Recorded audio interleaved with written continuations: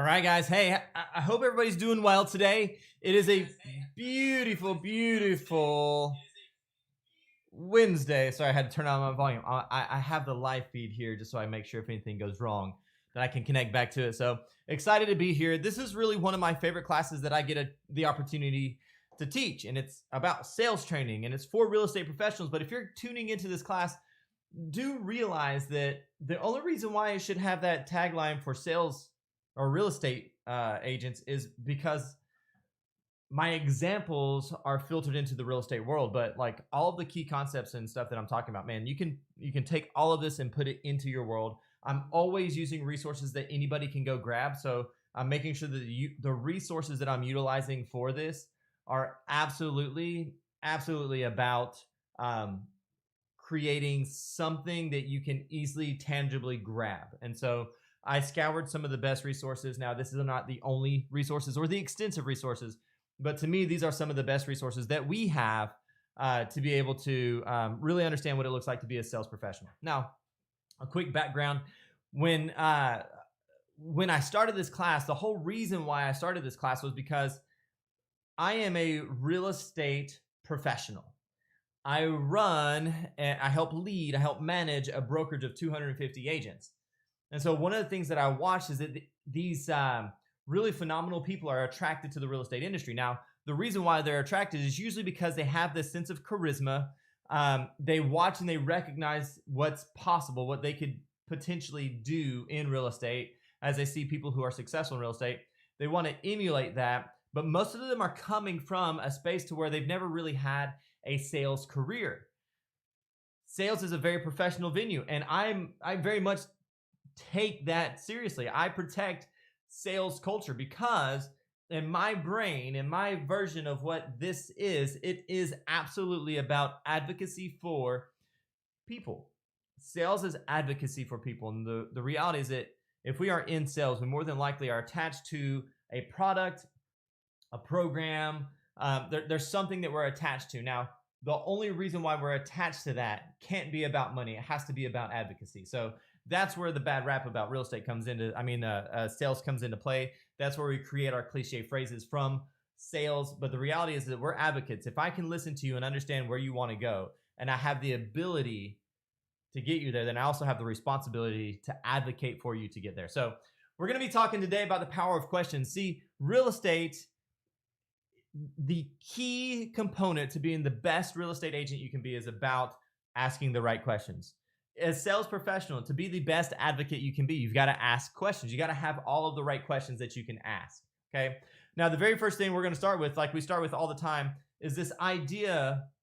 And this is borrowed. This is not my idea. This is borrowed from Bold, which is a coaching program from Keller Williams. And it is point FAR, PTFAR. Our programming leads to thinking, leads to our feelings, leads to our actions, which then lead to our results. Now, again, this is not necessarily their training. They've borrowed it. This is a borrowed concept from more along the lines of psychology. The reality, though, is that if you walk through these steps, this is how we need to presuppose our actions and our activities. I need to believe, right? I need to probably pick up, if I'm in the real estate profession, if I'm in a sales profession, I need to pick up around that thinking. I need to skip programming right now, and I need to go into the thinking. And I need to think that I am an advocate and a great, amazing salesperson. I am a great advocate for people, and I am absolutely amazing at what I do. I need to begin to think that. That thinking process will then start to permeate into our feelings. Our feelings then will start to manifest into actions. And if we're in the right activities, those actions then will create those results. And as we see results, it comes all the way back up to the top, which is our programming. And now we're reprogrammed to be exactly the way we were thinking. It really is something phenomenal about our brain and about what we can do to influence the change in our lives. Like there's this whole, go read books about neuroplasticity. Easy for me to say, right? It is very clear that our brains are able to get us on the right track. We just have to begin thinking that we're on that space. Like we have to begin to start putting those things into practice. One of the easiest ways you can do that is through a gratitude journal. Start writing gratitude journals that are putting you in that space of gratitude along that plane of thinking that you're an advocate, thinking that you're amazing, thinking in those spaces. And that thinking will lead to feelings, feelings to actions, actions to results. It would then reprogram us. Okay, sweet. So today we're going to be talking about questions. I actually am going to talk about questions based off of the spin model. So the spin model is a book. Here, let me make sure I have a picture of it so that there is no doubt in your brain which one I'm talking about. So there we go. Spin selling. Let me get it out of there we go. I have the audio version. I'd highly encourage you to get either the audio or the visual, the tangible book. I don't know what we say these days. The actual book, I guess you could get a digital copy as well. But get this book. I think this is a phenomenal book because it breaks down the idea of questions into categories that helps us to understand where we can take and move the conversation. You see, I'm always going to come back to this kind of pants example that I use all the time. If I were walking into a department store and I knew for a fact I needed a new pair of pants, I would walk through the front door and somebody would immediately greet me and say, "Hey, can I help you with anything today?" And we would say, "No, I'm just looking." And that's a lie. I need pants. I am here for pants. But I just lied to you because I don't want your sales pitch. You see, a lot of times when we're getting ourselves in front of what our potential clients are, when we're getting in front of prospects, we tend to get that same kind of response from people, although we know they desperately want to buy a house. They just don't want to hear the pitch. And so if I can craft my conversation and my questions to be better, so then I can get to their needs analysis and understand what their needs are, now I'm an advocate instead of the person talking about a product, talking about a widget, talking about a program. Now I'm a person listening to their needs and understanding, can I even step into the place of advocacy for them? And I don't know that until I ask the right questions and I create the path for the conversation. Okay? So the spin model is actually just a great book to understand the power of questions. There's a lot of great books out there. This is just one that I tend to really cling to. Okay? So we're going to look at this and kind of walk through these questions. So situation questions, problem questions, implication questions, and need payoff questions. And speaking of questions, if you have a question or a comment, by all means, drop it into the comment section. I keep up with all of my YouTubery. And so even comments after this video is already posted, I'll come back and connect to that. And you can also always connect with me through my email, which for this case, so I know where it's coming from, is mvv@randyolive.com. Okay, so let's look at this. Situation questions. Situation questions are about collecting information. Okay, in this scenario, understand when we're looking at situation questions, the situation questions are about collecting information, but we have to do our homework. One of the biggest challenges that I find as sales professionals get good at being a sales professional, they will tend to bypass the homework phase and only get into this moment of, I know all the right questions to ask. I don't need to do any homework. I'm just going to show up and start asking questions. But when we do our homework, how much more powerful are your questions when you already know the answer and the direction so that you can help enlighten people who are around you? It's really a phenomenal thing to sit down in front of somebody and to have that reverse action happen where they ask you a question. You have no doubt what's going on because you've done your homework, you've understood the research. And in that process of asking questions, if you already have done the research, you've done the research on your client and your client's history and what they want, what they're going for, where they're moving, how their management of your product is going to be, how they're going to attach to the story of it. Do you have a mission, vision, values that they can grab on? Do they have a mission, vision, values that they have like in their world that you can grab to? See, because then you understand where your advocacy trail leads because you've done your homework. And when you sit in front of them, you can easily ask a question that goes along the lines of, hey, so one of the things that I was looking at when I went to your website was that you guys do A, B, and C. Now, I know that you understand that what we're talking about today is this little box over here. I want to know, do those two things merge? Are those two things something that you can see as a solution from what we have to talk about today? Well, the only way I can ask that powerful question, right? And I know I just jumbled together a question because there's no real example that I have. And yet if I sit in front of them and I've done the research and I can ask that question to collect information, I've become a superstar already because I've shown them you mean enough to me that I've already looked into what you have to do. I'm really not here just to pitch to you. I'm here to listen to your needs and see if I can fill the gap for you. I want you to be the hero in this process. And now I'm just here to play that role. Okay. I'm here to be the sage so that you can be the hero. Awesome.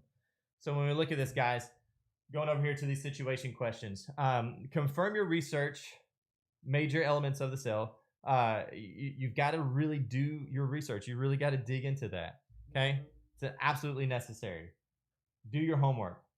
Only essential questions. Okay. So the idea behind this only essential questions, buyers quickly become bored or impatient if you ask too many situation questions. Okay. And so when it's saying essential, it's still in this situation category, right?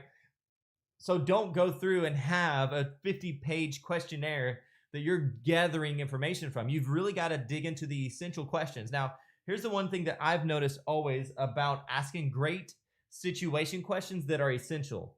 If I ask you the right 2 or 3 questions, you're going to open up the box for me to see where the path for your need is. If I was thinking about it and I'm sitting in front of somebody who was having a conversation with me about potentially selling their home, and I ask, well, when do you need to be there by? Right? So they say, we need to move to XYZ neighborhood. We need to move to Longwood. Awesome. Well, when do you need to be there by? Well, we really need to be there by June. Essential question. Awesome. What's really important about June to you? Very small questions. Once they start opening that box, man, I'm going to get all the information that I wanted to if I would have had a 20-page questionnaire about the move, about what to do. And I don't have to hit that in order. I can really ask some essential information collecting questions, and they're going to open up the box for really where they need to go and why. One of the best questions that you could ever ask is, what's important about that to you? Or what does that mean to you? Have those defining questions in your pocket always. Those 2 questions will get you further in this business of sales professional than any other questions. What does that mean to you? Because we assume a lot, because we are professionals. I am a real estate professional, so I'm going to walk in with my own professional handbook. And I think what they mean by close to work is a 30-minute drive. What they mean by close to work is a 5-minute walk. There's a difference, and we've got to understand what that difference looks like, okay? So only ask essential questions. Be sure that you've trimmed down and understand enough. You've done your homework to understand what this means. You've got to be cautious about situation questions. These are easy to default to when nerves or newness strike.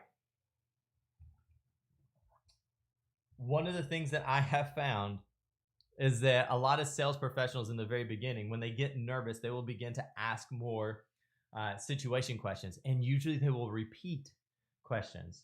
I did this when I first when I was a little baby getting into the real estate world and becoming a real estate professional. I remember sitting across from a family, and it was in a food court at a mall, and we're having a conversation. I'd asked them a question, and then we got through, and I got nervous. I didn't know what to do. I asked the same exact question. They go, well, our answer is still the same as when you asked it the first time. I'm like, it's easy. Don't worry about it. Water on a duck's back. Keep moving. But do be cautious about this. This is going to be where we default to. So if you kind of go back and you take a step back, and you don't know what to do next, and you start going back to some situation questions, do know that you could tire and break rapport with your consumer. So you've got to understand where the balance of that is. Now, here's the last thing is that the situation questions, there's a delicate balance in it, but they're absolutely necessary. If I walk in just moving into that expert level conversation, I may bypass some really pertinent information that's going to help me understand what I can do or where our connection is going to be in this sales process, especially in real estate. Having those truly singular defining questions that help them to open up the box of where their needs are coming from. What does that mean to you is a really important piece, a really important question, okay? Sweet. All right, guys. So moving on here, we're going to go into the problem questions, okay? So problem questions. Problem questions, they probe for the problems, difficulties, or dissatisfaction. Now, here's the thing. If you uncover problems you can solve, then you're potentially providing the buyer with something useful. Problem questions usually are creating some piece of doubt. So when I look at and I'm asking problem questions, I am framing what I've learned is their problem. I'm framing it in a way that I can move the conversation forward or move it in a journey. I'm uncovering things. So, Mr. and Mrs. Buyer, what would happen if we're not able to actually get into your home by June 3rd? Oh my gosh, I don't know. We're going to be homeless and all that stuff. So, would you agree that it's going to be really important for us to understand this whole buying cycle and what it means to go from pre approval to contract to close? Yeah, Randy, it would be really important. Awesome. Would it be okay with you if I share with you a few of those elements? Yeah, I would love that. And now we've opened up the door for having them buy in with what I have to do, unearthing a couple of problem questions. Now, that's a very surface conversation right there. But if you're going through and you're digging into the needs analysis, you're going to start uncovering problems, and you need to ask questions about those things specifically. If I have a product that I know is a solution in their world, and we get to the conversation, we start asking about, I'll actually give you a real life example right now. What a great salesperson would do for me. I am pretty techy, pretty involved in the technology side of things. I'm working on revamping my website. I've built my own websites all the time, and I use builders though for it. I don't use anything like a Dreamweaver or any kind of HTML. I don't know any of that stuff. I usually use a template that's built over top of something that I can customize. Now, here's the challenge. Speed of websites loading is a big deal. The speed of my website is pretty slow. The reason why it's pretty slow, I know for a fact why it's pretty slow, is that I tend to build my websites graphically. I'll make really cool, pretty graphics. I'll layer them in, and then I'll link the content to where I want it to go. That's just how I've always done it. That's how I have control of it. I don't know enough about coding and all that stuff to make sure that I can do all that stuff. If you were a salesperson having a conversation with me, and I talk to you and you ask me, well, tell me, Randy, about your website building experience. It's like, well, I usually use a program like Divi or something like that that'll use a builder that I can kind of pick and choose modules and move them around and get that stuff in it. Awesome, Randy. Well, I was checking out your website. It looks like you use a lot of graphical blah, blah, blah, blah. Yeah, I do. Awesome. I'm just curious, do you have any concerns about your loading time? It's funny you say that. I have been a little curious. Well, right. So now I'm not going to keep playing that cycle. I'm going to break script right now and kind of keep going along because I could spend a lot of time in that space. But the reality is that if I can ask questions that I already know are issues and I can bring up those problems, especially if I have the ability to solve it, how awesome would it be if somebody says, well, Randy, I know that when you look at what you're doing, would it be worth the cost to be able to speed up your website and to take that element completely off your plate? Like, well, it would be worth the cost, but I already know what it costs. It's too much. What if I could tell you it was a subscription for $5 every month? Would that be worth it to you? It's like, now it is worth it to me. Continue to go. So if we build questions and we build up into the problem questions, we are going to be able to find and unearth things. If we're listening during the needs analysis, we're going to start to see some things that they may not even see, right? I'm going to use an example of a contingency sale. A contingency sale, for anybody who may be watching this that aren't necessarily in real estate, a contingency sale happens when I need to sell my house to purchase the next house. My contract is contingent based upon the sale of my home so I can purchase the next home. Well, there's a little delicate balance in there. And so if somebody doesn't understand that delicate balance and they're thinking about doing this whole for sale by owner process instead of using a real estate professional, I can begin to ask questions that dig into the problems that I absolutely know that they're going to have and the future consequences of those problems.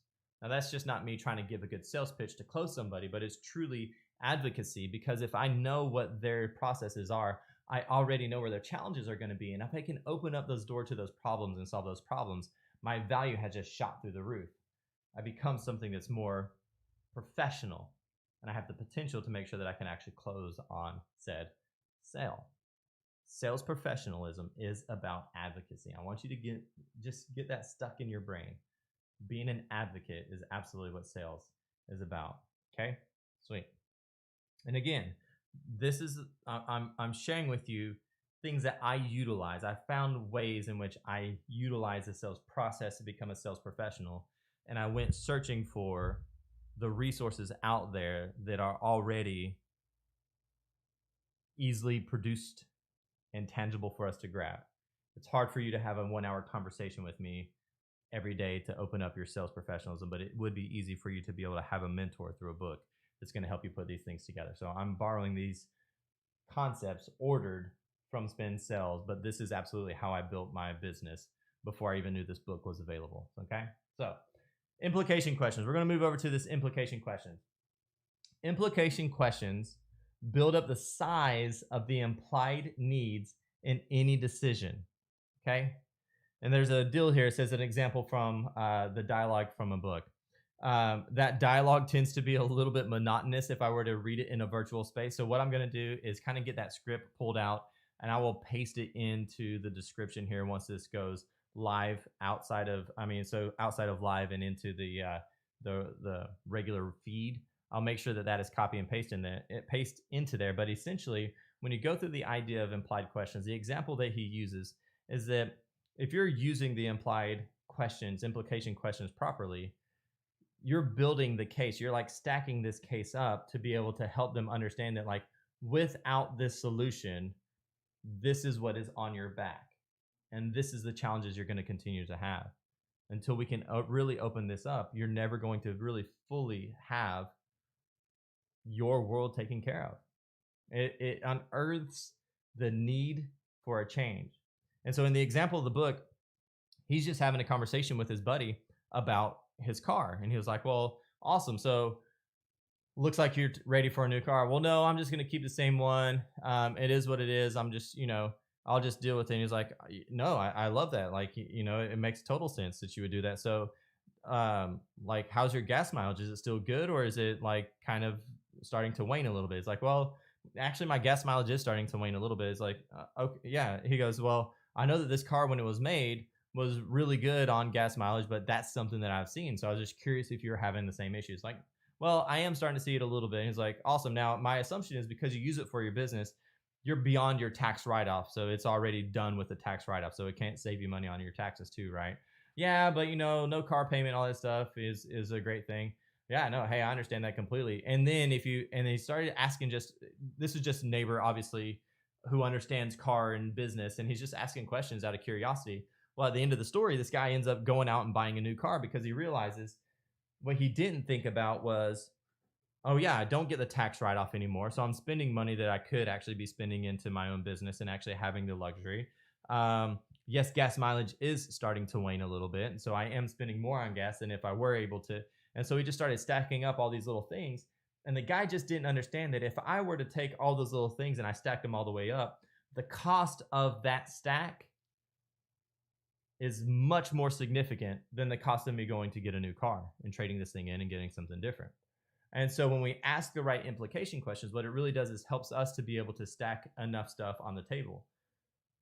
In my line of work, there are times when I talk to agents who are trying to figure out what they can do to build their business and get some activity into a new space. I will always use implications at a high level when we're talking through what they need to do or the activities to be able to start producing their world. When I do business consultations, I use a lot of implication questions because one of those things that we begin to see is that we find that our basic assumptions about our business and what we do are the basic assumptions of everybody else. And that's just not true. And so when we can ask the implication questions, we begin to open up the consumer's eyes to what is really there and the challenges. So this is beyond just the problem questions. This is, I understand there's a problem, but the implication questions are, if this problem continues, can you see the picture of how this is going to continue to stack up?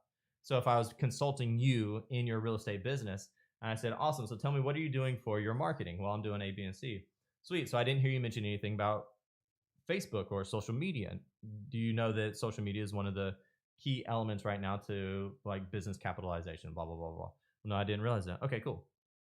I don't dig into that. I really was asking that because I want you to think about it. And if you think about it long enough, you're probably going to come back to it and say, okay, I need to understand and know more about what you just said in that space. It's like, well, let's open up the door to that conversation. Let's see what we're going on. And so our implication questions is just giving us another opportunity to open up a door because we have information that they need. The challenge is, and why implication questions are so important, we tail sell the implication question instead of asking the implication question. So if somebody was sitting across from us and they were going to go through the home buying process, I'm going to tell them everything about the home buying process. If I were to ask implication questions, I create curiosity and help them craft the story where they are actually part of the story instead of me just telling it to them. We've got to be able to invite people into the story. I think this is one of the most important things about questions, and why we put such an emphasis on questions is that if I ask all of the right questions, then I've invited my consumer into the story, and they can still be the hero and I can still be the sage. This is a concept taken from Storybrand, which is a Donald Miller book. We have to be able to know where we sit in this equation. We are not the hero. We are merely the advocate. We're merely the sage helping people get to really where they want to be. Okay. Balance of implication question is also a really big deal. And the reason being is if you go into too many implication questions too fast, if you go into too many implications too fast, it can start to feel negative and it kind of have a shift to the negative. Now, here's the deal. Too few implication questions means that you're going through and you're making assumptions. And I use this example all the time. Assumptions can create some tragedy moments in your business. I used to work for AT&T. I say that. I used to work for Sprint, and I didn't really work for Sprint. I worked for Costco. I didn't really work for Costco. I worked for a kiosk inside of Costco that sold cell phones for Sprint to people. I knew a lot about Sprint. I knew a lot about their plans and everything. And what was really interesting when I was working for them was when most texting services was a data plan that you paid per text. And so Sprint came out, AT&T came out with like, if you're inside of our network, it's free text mobile to mobile. Well, a lot of people jumped ship from a lot of different cell phone companies to AT&T because if you think about it, my family plan was usually where I had most of the text going back and forth. And that's usually where I spent the most money was on text and my cell phone bill, especially with kids who are teenagers who are texting. And so a lot of people jumped ship from Sprint and went over to AT&T. Well, the reality is that Sprint had free text within their network well beyond AT&T. They just had the basic assumption that everybody knew what I knew, and so it didn't matter. AT&T looked at it as a way to capitalize, to imply, to have implication questions to the needs of consumers and got them redirected into their network. When we ask implication questions, we really unearth some of the things, some of the challenges that could be there. And then we can really see how we fit into the equation for their change and their needs to be met. Okay? Sweet. Okay, need payoff questions. Need payoff questions. This is positive solution centered questions about the value or usefulness of solving a problem. Here's an example. Is it important to you to solve this problem? Why would you find this solution so useful? Is there any other way this could help you? These are need payoff questions. This is, if I were to be able to implement this product in your world, would it solve your problem? It's a yes or no question. Why would you find this solution so useful? I think that's so the yes or no gets me buy-in. The second question gets me to understand where they are attaching to the conversation. How do they understand? And if I have my points of where I wanted the conversation to go, if I've predetermined my homework and I know where I want this conversation to go, and they don't spit out the right answer, well, then I haven't done the right spot. I haven't done everything. I haven't gotten into the space, and I need to go back and start over again in some position in this whole question, this whole buyer consultation, this whole seller consultation. I've got to go back in and ask a different question. I need to go in and redirect where it's going. Why would you find this solution so useful? Is there any other way you could see this would be helpful to you? A lot of times people don't see that. This is another space to where if they don't understand that and they say, well, no, not really, you better have implication questions ready to go. Is there any other way this could help you? Well, I don't think so. I don't know. Well, tell me, what would it do for blah, blah, blah? Oh, you know what? I didn't think about that.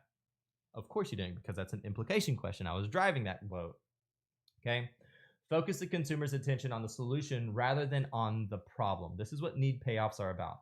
It's about getting into having that moment where the solution is there. And really, you're good at this, asking the questions, if it gets the consumer to tell you the benefits. If the consumer can begin to tell you the benefits, you're doing right. You're doing the advocacy role. Okay? Sweet. I'm going to toss this up on the screen. You can screen capture it. You can look at it. This is a page from the book. And this is just kind of a diagram of walking through the spin cycle and what it goes through the questions. Seller uses situation questions to establish context, leading to problem questions so that the buyer reveals implied needs, which are developed by implication questions, which make the buyer feel the problem is more clearly and acutely, leading to need payoff questions so that the buyer states explicit needs, allowing the seller to state the benefits which are strongly related to the sale success. This is the cycle. This is how you should find a way to print this out, copy it, paste it, slap it on a board somewhere. If you can walk people through this, you become an advocate. And that's the really, you shouldn't take an appointment that you do not believe that you can be a solution for somebody. Because if you're going in just to be able to create a transaction and close a deal, you are dirtying up the water of the sales profession, and you're not going to be successful. I'm just going to tell you right now, the people who crash are usually the ones who are only looking if they can close the next deal. Those who really understand themselves as a solution are the ones who are truly successful in this business. And when I say business, I mean as a sales professional. Okay, sweet. So one of the other things that I want to talk about today, and it's the last thing that we'll end with, is the power of questions and asking powerful questions. You see, there are categories of questions, which we just talked about, going through like implied questions or situation questions or need payoff questions. Those are categories of questions, but yet the structure of a question is also incredibly important. Okay, the structure of a question is also incredibly important, and this is the powerful idea of a question triangle. Most of us will start with a why question. Why is that X, Y, and Z? Why do you? Why? We start with the why. And I want you to think about this. If anybody ever starts with a why question, why feels like judgment if we're not on the same level yet. And especially if we don't have rapport. And what I mean by the same level is like we've gone through this journey of understanding the product and the seller relationship. We're in that same space. And so you can ask me a why to understand my motivation. But if you start off out of the gate before we ever have anything lined up with a why question, a why feels judgmental. Well, why did you do it that way? Because of X, Y, and Z. Damn it. Why questions can get defensive. Randy, I saw that you were doing all of these open houses. Why are you doing open houses? It's like, well, because, and I start defending the reason why. How we battle beyond that. It's the same question, and the difference is that it invites me in. Randy, I see that you do a lot of open houses. How are open houses successful for you? That's a really great question. Let me enlighten you to how that. It's the same exact question. It's getting to the same exact space. I'm gathering the same amount of information, but I've asked a different question that is not. It's not defensive. It's not judgmental. And so why questions are at the top of the triangle. You need to reframe what and how. You need to reframe your questions to begin and to start with what and how. If you go through your script or your dialogue and what and how aren't your first questions, then you're probably coming from a space of judgment. You don't mean to, but you are, because a why question subconsciously is very judgmental. Then you move into the where or the when, which is if I were doing this. Awesome. So Mr. and Mrs. Seller, I understand that you need to be able to move. You have this whole reason for needing to move. What does this move do for you guys? Well, it opens up blah, blah, blah, blah, blah, blah, blah. Awesome. Well, when do you see yourself achieving that? Well, if this, and this, and this. Awesome. Well, I'm just curious, why are those things so important to you?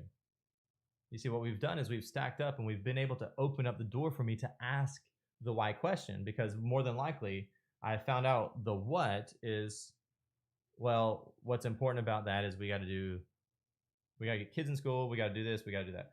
When is that going to be? Well, we got to do it before school starts. And, you know, it's this and it's this. And they start stacking it up. And then when I go to well, why is all that so important to you? Man, Randy, we just see this as such a great opportunity for us to really find legacy and wealth in our family. That wasn't defensive. That was me gathering the information to walk with them through their story. Now I know their needs and I can be an advocate for them. So you've got to be able to start with what or how questions. If you don't take away anything from today's conversation, except for this one little piece, this is the most important piece to the puzzle for you. You have to begin to ask questions in a way that gets you moving closest or more clearly in the direction for the needs and meeting the needs. And there's categorical questions that we could go through the spin cycle for sure. But the most basic element is understanding the subconscious level of when we ask a why question to start with feels judgmental. We've got to start with that bottom level with the what or the how questions first. And when we do that, we begin to open up the door for really creating a strong rapport and the relationship. All of us in sales, we want the relationship because at the end of the day, a really strong sales professional has really great relationships that are really difficult to break. And so they become lifelong clients for us. All right, guys, this is the power of questions. And this is how you do it. This is what you do to use questions in your business to become a really strong, great sales professional.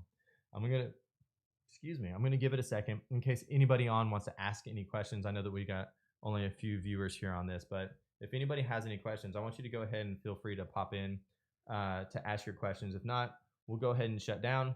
And I just appreciate everybody who always logs in. Thank you so much for watching this. I really have a joy of getting the opportunity to share just from what I've been given so graciously in this business, and anything I can do to share that back out with you guys is well worth it. So if you want to keep up with me and what I do, you can hit the subscribe button. I would really appreciate it. There's a little bell there that you can even set so that it'll chime you when we do anything and notify you of what's happening here at Randy Olive. So again, I appreciate you guys. I think I've given you enough lead time for anybody who has any questions. So we'll go ahead and sign off. Thank you again so much for all that you do. Thank you for being part of this. Thank you for being here. And I really do. I wish you just tremendous success. If you ever have any questions or curiosities, you can find me at mvv@randyolive.com. Oh, Connor.